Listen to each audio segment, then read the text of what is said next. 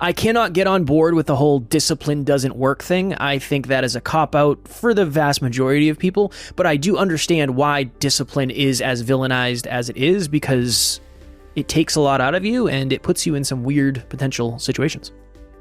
The stats show that only 3% of people have clear written goals. I've talked about that a lot. I think one of the main reasons why that is the moment you set a goal that you really intend on achieving, everything else becomes more difficult. Next Level Nation today for episode number 2151, the reason people villainize discipline. I have a different take than Alan in today's episode. I think one of the reasons people villainize discipline is because when the people around them are disciplined, it affects them in the ways, I would say in ways that they don't want to be affected. So if you're dieting and I want to rage, then you dieting is directly in conflict with me raging with you. 100%. And now I'm going to say, dude, come on, man. Why are you such a hard ass? Why you can't just have one drink, or you can't do this, or you can't stay up a little bit later. I think one of the reasons that discipline is villainized so much is because of the way it affects other people as opposed to the way it affects the person being disciplined. That's my take. Emilia has upped her standards on her micronutrients. Okay. Big time. She gets produce, is what she calls it. She's the procurement specialist, and she gets produce every week. Kale, not a fucking fan. Not a fan. She does make a mean kale salad. Now, keep in mind, this has crumbles on it, croutons, dressing, a cheeseburger right on top of it, nuts, 2 cheeseburgers. No, but it does. She makes a mean kale salad. And during this 10 pound in 10 week fucking challenge, I'm not allowed to eat as much as I would like.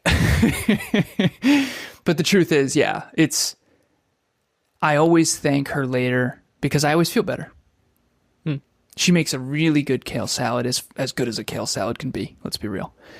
And I always say thank you, even though I would never make my own kale salad. I'm not interested.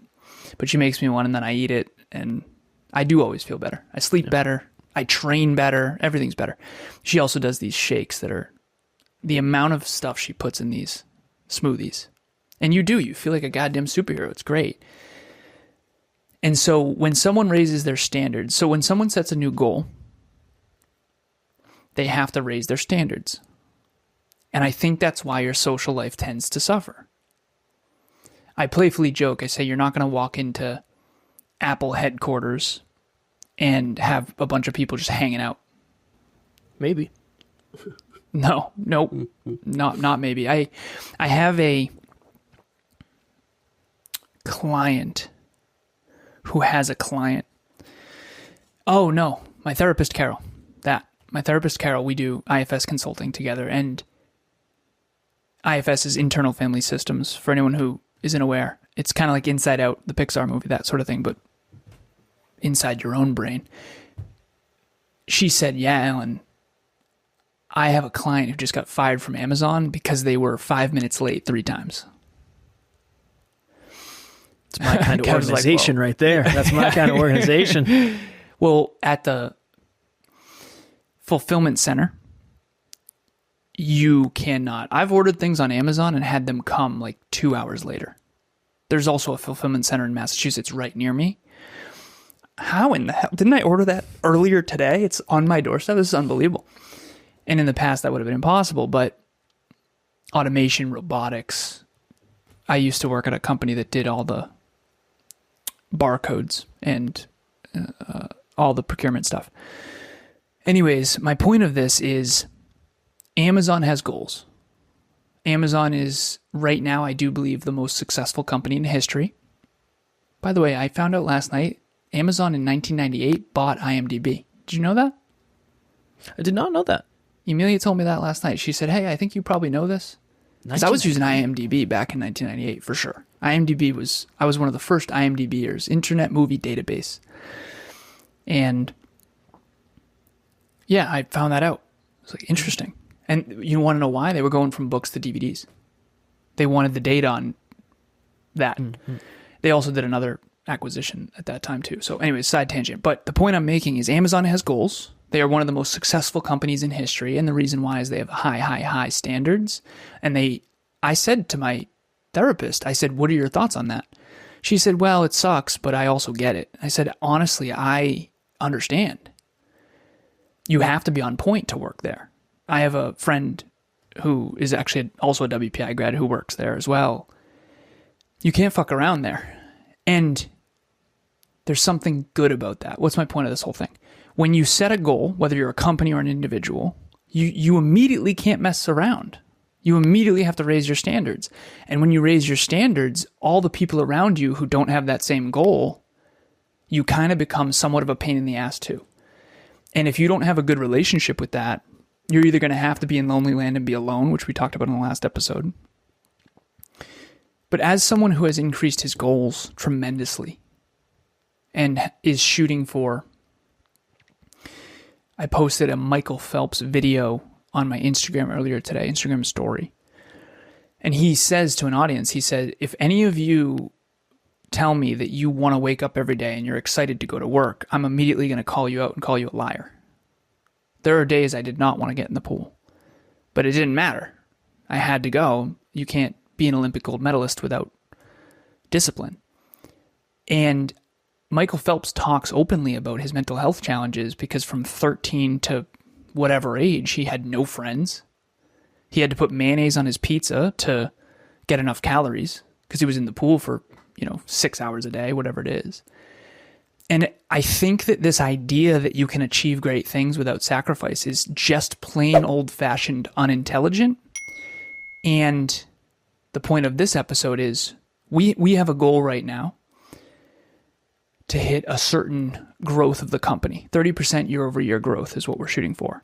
Dude, if we want to do that, it's doable, but we cannot miss a goddamn trick. We might do everything we can every single day and still not hit it. And I don't know about you, man, but I don't want that. I want to give it all we have. And I talked to Emilia about this, and I think one thing for the listeners is try to recruit the people in your life. Try to get them to understand why you're doing what you're doing, because if it's for something in the future, aka a goal, they might not know how to support you. You might have to say, listen, Emilia always asks, how can I support you? I have 9 back-to-backs today. She says, how can I support you? I said, you can please make sure when the UPS truck comes, you're available. I said, sign my name if you have to. Tell them you're my wife, whatever you got to do. Because I'm going to be podcasting, coaching, training all day. And they won't give me these AirPods. I did find the other ones, by the way. So if anyone's in the market for AirPods, reach out. There you go. We'll sign them. We'll get you the signed AirPods and a signed 8x10 of Alan Lazarus himself. They're already signed. Look, they're embroidered with Even my better. name. I'll erase that off for you. No, I think I already have someone I'm going to sell them to. And it's going to be cheap. I think it's going to be like $100. The point is, the moment you set a goal, your life in the now immediately starts to suck. If anybody, I now think of this as a compliment. Somebody on the team posted something about this. I didn't read the whole post, so I don't know what it was all about. But if somebody ever says you've changed, and the reason you've changed is because your goals changed, that's a good thing. It's not a bad thing. That's a necessary thing. That is the necessary requirement. That's what happens when you set a goal. You have to change your beliefs. You have to change your behaviors. You have to change what you do. You have to change what you don't do, what you say yes to, what you say no to, all of that stuff. Everything. All of that stuff. Everything. Is there anything that you don't have to change when you set a high goal? It depends on what the goal is, I think. And it depends on what you value. I think I don't know. I imagine that some people, when they set bigger goals, it actually helps them in some ways because they don't have to do things they don't want to do anymore. Certain things, not blanket statement. But like if you're antisocial, you don't want to spend time with people, set a big goal. You'll be good. Yep, cool. You're not going to have to see anybody unless it requires... You're not going to have to see anybody, but you're going to be shit on for it, for sure. Yeah, but you don't have anybody in your life anymore, so there's nobody to shit on you. That's not true, brother. Well, They'll find a way. It depends. Well, it depends on what you're doing, right? Again, I think it's easy for us to it's easy for me. I'll say it's easy for me to forget. Hey, Alan, happy birthday. Oh, by the way, where the fuck you been? It's like, God damn it. Yeah, that's take my birthday off Facebook. Yeah. Well, I think there are some things that probably get quote unquote easier, but most of it gets way harder. Yeah, I don't think anything gets easier when you set a goal, ever. I think for me, it's like it's easier for me to say no to things. But again, I don't have. How? What do you mean? I go work. It's easier. You don't have to do anything. People know that. I do have to. That's why people take so much offense to it. Because when you set a goal, you're choosing the goal over them, and they get offended. Well, I think the real truth of it is you're choosing yourself over them, because the goal is for you. Agreed. But it might not be. It might be for the world. Well, yeah, but it's still for you. It's fulfilling to do it. Yeah, right? It's a win-win. But it's not just for you. No, it's not like if I really close out the week strong this week, I'm going to get a check for $50,000. This is the goal. It's not that. There's way more layers. But I think it's one of the reasons people villainize it is because it makes them feel unseen and underappreciated, and they don't want to be that example to somebody else. I think that's a big piece of it. I think that's a really big piece of it. When I was doing my bodybuilding shows back in the day, of course you didn't want to, nobody wanted to spend time with me. I was boring as shit. I'm no fun. I was no fun. Well, we can't go out to eat. I mean, we can, but I got to bring my Tupperware, and I'd rather just not. I'm tired as shit. I got to work out in an hour, so we can't go anywhere anyway. Of course you don't want to spend any time with me unless you're a bodybuilder. Then you're like, fuck yeah. That doesn't resonate with me personally. It might with our listeners. I feel like even when I was doing a fitness show, people wanted to hang out with me more. People wanted to hang out with me more, but it was easier for me to say no. It was a built-in excuse. I was joking. It's not justifiable in their mind. Oh, well, again, this goes back to what we were talking about before. I don't give a fuck. I don't care. Look, I set the goal. I said I was going to do it. I'm the one who's going to show up every day. You say it so easy. Leave me alone, baby. Is there anyone else you know who doesn't struggle with social peer pressure? Anyone? No, but no. I have social peer pressure. Name me one person. Name me one person who deals with it as well as you. I don't know anybody off the top of my head. I don't know anybody off the top of my head. I don't know How many anybody. people you met in your lifetime? A fair amount. 6,000? A good amount. Not a single person. There is no one on planet Earth who doesn't struggle with peer pressure. I struggle with peer pressure. I just think I struggle with it less. Why? Because I'm Give stubborn. us the secret, Kevin. I'm stubborn. Stubbornness has a massive downside. When my mind is made up, it is an issue in my relationship. If Tara and I say, what are we doing this weekend? Oh, we're not going to do anything. And then Friday night, she's like, I'd really like to do a date day Saturday. I have to unwind so much. Like, so much. It's like, okay, I need a minute. Just give me a minute. I got to back out of this imaginary world that I've already created in my brain about what's going to happen. It's an I must issue. drive you nuts. Pivots have to happen. I hate it. Yeah. You don't like pivots. Not a pivot guy. I'm way better than I used to be, but I am not a natural pivoter. Emilia and I had challenges too. She doesn't pivot well. When something's on her calendar, dude, she can't not do it. And I'm like, babe, can it? Move it. Change it. Like, we got to adapt. You got to plan, but you got to adapt simultaneously. You got to. I've gotten better at that over the time too. But I'm very. You can be overly adaptable, and you can also be overly. For sure. Wait. I'm very stubborn. Yeah. You can be overly adaptable, but you can also be overly stubborn. I am Agreed. a very stubborn human being, which has its upsides in discipline and productivity. But NLU listener, what is happening? I just wanted to jump in here and let you know, if you want to get to the next level faster, we have a free virtual monthly meetup at the first Thursday of every month. You can connect with like-minded people and become a bigger part of this amazing global community. The link to register will be in the show notes. What's a more positive way to frame that? Stubborn. my boundaries are fucking locked in. And my boundaries start with me. And that is why I think I am better than... 0 to 10, how good are you at boundaries? Statistically. 8. I'm not Only a 10. an 8. Yeah, I'm not a 10. Who's no a 10? way. I don't know if I've ever met a 10. Honestly. honestly. means that you're more than an A. That's what that means by definition. My mind... Of the 6,000 person sample set, you haven't met a single person with better boundaries than you? I would say there's definitely people that have better boundaries, but it's because they have delusionally high self-worth, so it's not real boundaries. They're not really setting boundaries. It's based on something else. Based on what? Ego. Grilling Kev today for the listeners. Maybe ego. Inflated self-worth, I think, is ego. Yeah, I think it's just that. I think it's Give that. me an example. Someone with inflated self-worth. Anonymously. Give me an anonymous, entitled, spoiled brat. Talk to me. I don't know. I would not have... My least favorite type of human. Spoiled I wouldn't have fucking brats. a good enough data set to know what they actually are like when they set boundaries because I don't spend time with any. I don't know. Yeah, you have... There are certain people in our past, anonymously, where Kev would be like, fuck that. I don't have time for it. I'm done. I don't have time. No. I don't... We're not going to work. Yeah, agreed. Because they won't respect your boundaries, essentially.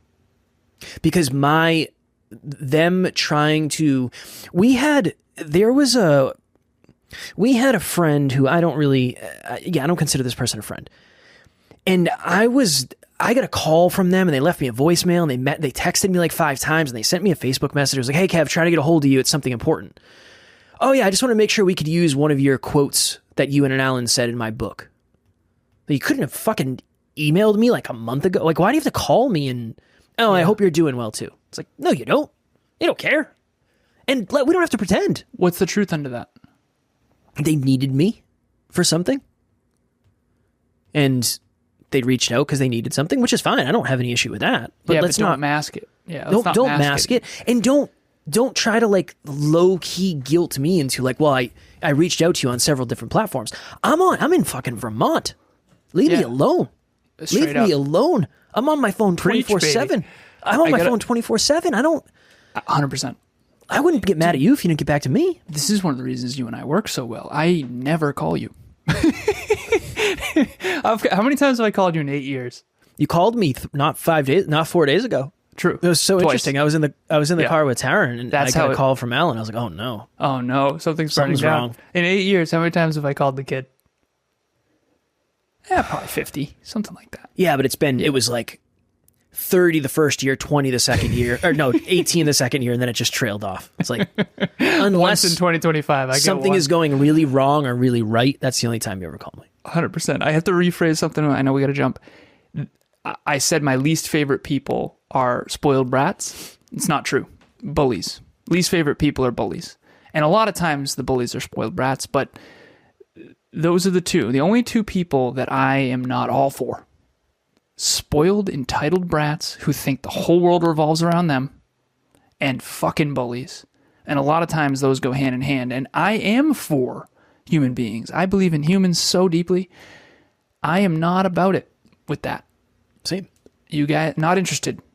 And I know you listeners, I know you guys feel that way too.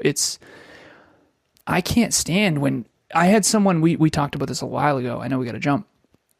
Hey, it's so-and-so. Call me. Phone number. I haven't talked to you in 16 years. I messaged them back. I said, hey, just curious. Got a crazy schedule today. What's this in reference to? Very respectful, very kind. On a plane, period. Never got back to me. I do believe that was an unconscious test because this was a boss of mine way back in the day. That was an unconscious test to see if he could say jump and I'd just say how high. And I think he wasn't interested in someone who isn't willing to be fawning. Fawning is appeasing. Someone who's not going to appease him. Because in the past, when I was a kid, I did appease him. And that's over, son. Absolutely over. By the way, I've reflected since. I should never have been listening to you, sir. Holy shit. And when you become an adult, you realize how much, when you were a kid, you looked up to people that never earned it. I don't know if you feel like an adult. Definitely. I feel like absolutely. I feel like a kid all the time. There's certain things that I thought would just like go away, like internally. Nope. No, I'm pretty sure that's just my shit. Stuff I got to work on. I feel extremely adult. Very professional, very adult. I'm very playful with Amelia. We have a lot of fun. And with you too, behind the scenes. But dude, yeah, adulting hard, for sure. All right. I did payroll earlier. It's like, Jesus, this is a whole thing. I feel the same. Yeah, I'm grown, yeah, grown ass. I'm grown ass man. Actually, is what I meant to say. 18-person team, 23 clients. It's definitely a lot of leadership. It's a lot of... Dude, yeah, we're adulting very hard. Almost to the point where it's so much responsibility. Sometimes I wonder. It's a lot. It's a lot. That's all. It is a lot. Okay, this would be my takeaway. I'm trying to be more honest, and I want to be more... I don't want to be more hardcore in the sense of just say shit to say shit. I don't want that. I think one of the reasons people villainize discipline is because they don't have the courage to take ownership for the fact that the goal was misaligned in the beginning. It's really easy to say, no, discipline put me in a bad situation. The goal put you in a bad situation. And maybe a lack of self-awareness puts you in a bad situation. I think aligned discipline is the best thing in the world. But I also think misaligned discipline is a potential for a disaster. Let's not blame discipline. Let's blame misaligned goals. Let's blame short time perspective. Let's blame maybe a lack of self-awareness, whatever it is. Discipline is wonderful. You want a disciplined relationship? I do. Same. 100%. I don't want to be with someone who's out gallivanting with other people. That's undisciplined. That's not a disciplined relationship, right? So I think it's easy to villainize the label when oftentimes we create the label. I promised Emilia when she started Evolve Movie Club that I'd be at every single one. And Kevin and I were deep in a deep conversation, and we had to record. And that's one of the reasons we recorded late. I said, I won't break the promise. I have to. And she and I talked about it last night. It was one of her gratitudes. She said, thank you so much, because I've been let down too many times by men who make promises they don't keep. And I don't make promises to myself or others almost ever, because when I do, I really need to keep that. And you have to be very careful, because there's only so many promises you can make. There's only so many non-negotiables you can have. This podcast is one of them. We'll never miss an episode. That's a promise. You can't have 50 of those. I've tried. It's terrible. Don't do it. You got to have a couple. And so when you set a goal, it's going to require a promise right on a dotted line. Alan, I'm going to do this, and it's going to take away from these other things. So be expecting resistance, be expecting people to be upset with you, unless you're Kev, apparently. I'm joking. Well, they are upset. I don't care that much. The truth comes out. I love it. Good. Well, I want some of that. But I actually think I'm getting there, to be honest with you, because as you get older, you realize, on what planet do we not work every day? We have to make a living, and it's really something to revere, not, you can't act like you're 20 for the rest of your life. And it's important. So my takeaway, next level lesson is, when you set a goal, everything in your life will have to shift a little. Say, think, do, feel, believe.